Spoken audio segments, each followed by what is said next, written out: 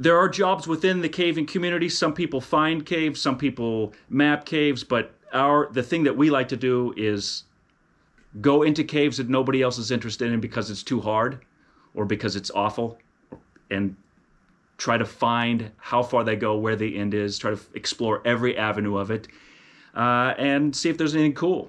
You know, the videos that I've seen look pretty claustrophobic. I'm sure you get that comment a lot. Yes. Now, can you address maybe some of the fears, or explain in your mind how dangerous it is? Yeah. Risk is relative and personal in the sense that there are risks going caving, just like there's risks with any kind of extreme sport. And I guess the idea is that you want to keep it as controlled as possible. So we go caving, and initially, like when you first start caving, you're not going and doing anything incredibly difficult because there is a natural fear. There's a bit of an aversion to going in an unnecessarily small tunnel.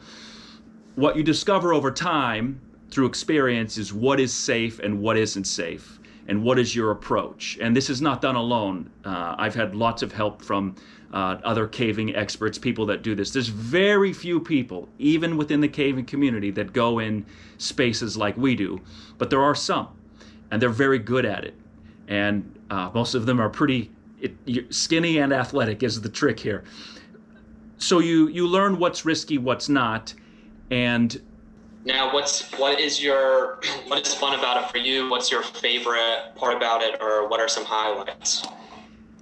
So it's fun in part because nobody else is interested in it. For us, it's fun because it's just such a niche that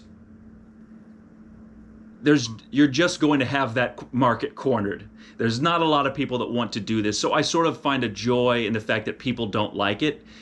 So we can go do something that we know is it's intentionally unpopular. So that's exciting. But there is this other thing. When you're in a constrictive passage and you're essentially in your own coffin if you're not careful. There is a tendency of the brain in spots to panic, as you can imagine. People panic when they watch the videos. And I find that your flight or fight mechanism is triggered. Like you want to leave immediately, or you want to you're kind of going, well, you're panicking. And so your body wants to flex and you want to push, and there's nothing you can do against that much rock. Like you are there. And there's something serene about this moment that you can do nothing with. Your will is of no value. Your strength is of no value. All of the fight that's in you is of no value. The only thing that's of value to you is to shut your mind down and you just drift somewhere else. And you sort of separate from reality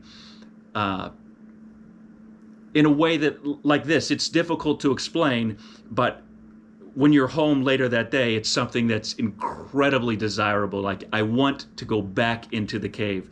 There is a special kind of patience that you learn, a special kind of calm where all the stresses of life to me are made easier. I handle stress in my regular life better for doing that.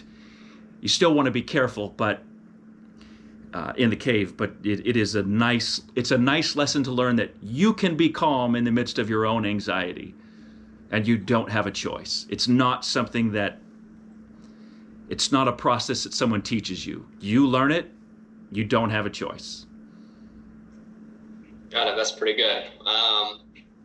Now, I saw one of the. Actually, before I get to this, what are some misconceptions about the hobby? Yeah. Misconceptions aren't whether it's dangerous or not. It's misconceptions about where the dangers lie.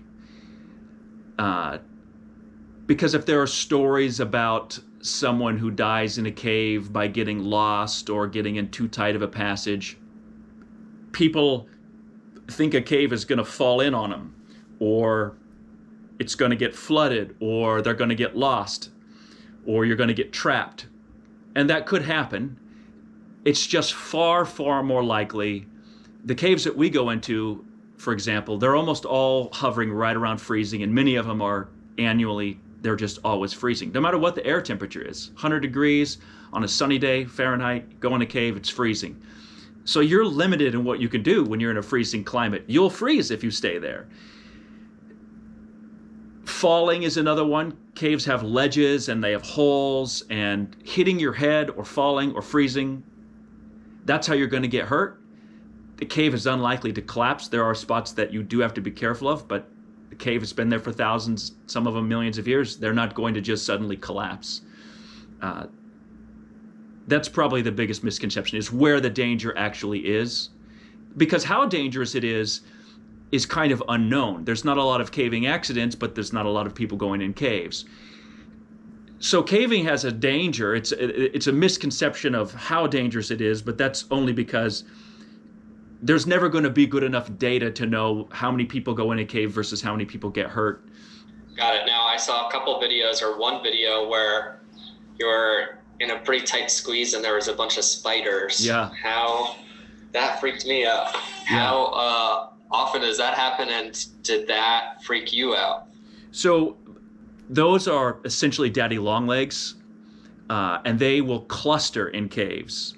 And in general, you avoid all the critters. You just leave them alone. There are times when you are in a small enough spot where if you disturb them, especially the spiders, one of their mechanisms is they just drop. So if they're clustered against the ceiling, they'll cluster in what's called a spider's beard, and there'll be so many it just looks like hair on the wall. And most people don't like it. They're harmless, but it's not a lovable thing. So when that took place, they fell. I was just too close and I wasn't paying attention. They fell on me, and I didn't like it, but I wasn't as afraid. When we have video, we like to tell the truth. We like to show what's actually taking place, but we're also pretty dramatic. So I'm like, they're killing me. The spiders are fine. You can barely feel them. Oh my God.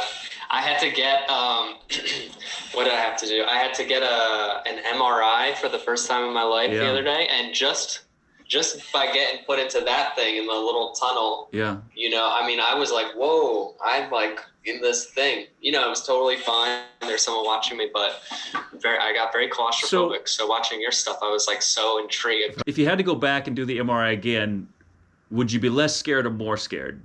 Like, would you have a difference of like your opinion? Would it be easier for you? Yeah, I calmed down once I was in there. So you can build a tolerance to small passages. It's just the way it is, and you have to be careful that doesn't create danger for you. But this is a reality: is there are things that I wouldn't do a few years ago that I would do now, just because I understand what I can do.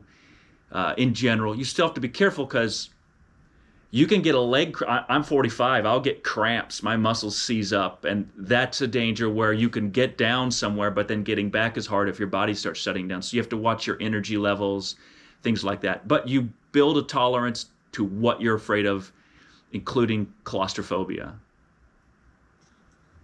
Got it. Now, one last sort of final question. What should someone absolutely not do? Like, what I would imagine, I'm guessing, maybe go in by yourself or something.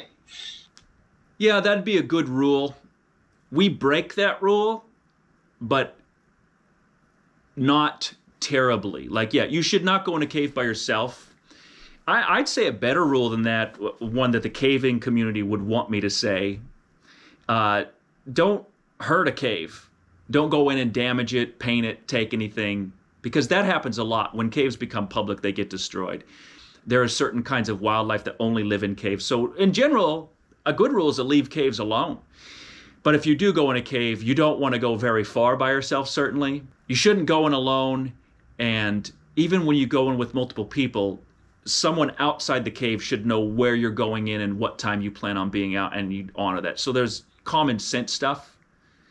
But I would say that don't go in alone, and let somebody know where you're going, even when you're with somebody else. Got it. Now, top two moments, if you had to like pick highlights, Yep. What is like, you go into a cave and you're like, that was it. That was exactly what I came in for. So yeah, I got two that come to mind. One was the challenge of getting through a passage. There's a cave that I'll try to explain it so the words make sense too, besides my hand showing. But it went down on one side and up on the other, so it has a V shape sort of to the way it's shaped. Anyways, long story short, there's a passage that was filled with water, and the caves are freezing, so the water's freezing. And I wanted to get through. And so it took us about a dozen trips of planning. Do we need scuba gear?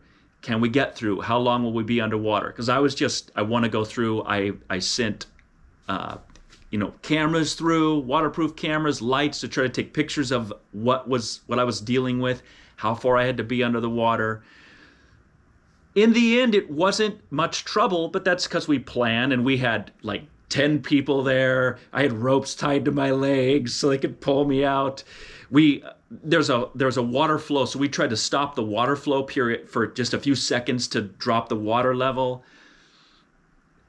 It was super scary on the dry side, but then going through that, and the moment coming up on the other side, I wore a wetsuit, I had a tube to breathe, but coming up on the other side was a great feeling because, well, who does that? Who that seemed like about the most dangerous thing I did. So that was fun, getting through a water-filled tunnel. And the cave continued, and there was amazing things on the other side. But getting through the sump was cool. The other one was a cave that's around here that it's actually so spectacular that we have a video of it, but we don't show it. It's just so spectacular that the caving community prefers that people just kind of not know it exists. I think of it like a national park, right? You want people to go and see beautiful things, but if too many people go and see beautiful things, then the beautiful things get bothered and become ugly, and some caves are extremely sensitive. And this cave is very long and very difficult, and then it ends, but it's a false end, and there is this, it takes hours of crawling. You see the crawly parts of caves, the difficult parts. It was just hours of this, and it comes out into a room. Most people know what stalagmites and stalactites are. They're made of lava, so these were formed instantly, and lava candles, we call them. They're like 1 inch thick and like 3 or 4 feet high. They're just like a car antenna from the 80s. They're just very thin. It's made of lava. So they're just like these lines that stick up out of the floor. And sometimes in a cave, you'll see 2 or 3 of those. Sometimes there'll be a cluster of them. It's very rare because they're just so fragile that even when the cave is being formed, they tend to just break. This particular cave in the very back, which is just almost completely unknown about, and I found it without knowing it was there. It was just, I like to just keep going and just keep going, and I was exhausted, almost to the point of tears. I'd really exhausted my resources mentally and emotionally. And there's so many of these. There's literally millions, and I suspect that, maybe 15 people in all the world have ever seen them. Like, it's very hard to get into. It's known about, but it's known that you can't get there. Walking through this valley of formations was just an overwhelming amount that you'll say it in words, but until you see it, it's just completely overwhelming in consideration of the style of caves we have here, which mostly lava caves are non-spectacular. This one's an exception, and that was a great moment. It's a great moment to see things that I know other people aren't going to see, but that are very, very special. Yeah, that sounds super cool. That's great. Hours of the tight squeezes, huh? Well, and not knowing what I was going towards.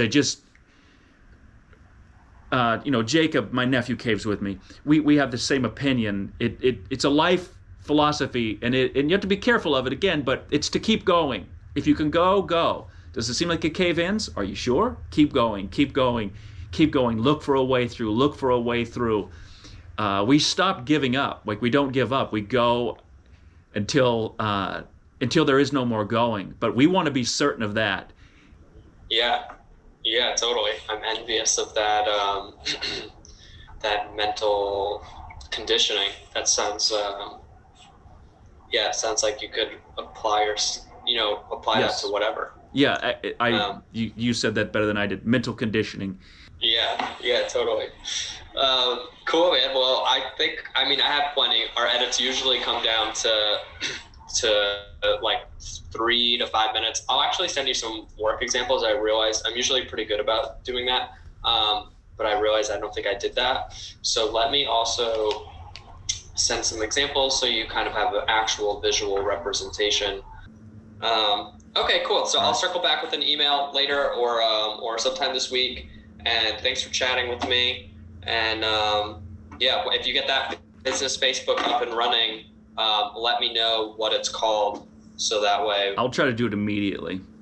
Okay, cool. Sounds good. All right, man. Thanks so much. Okay, thanks, Have Derek. a good rest of your day.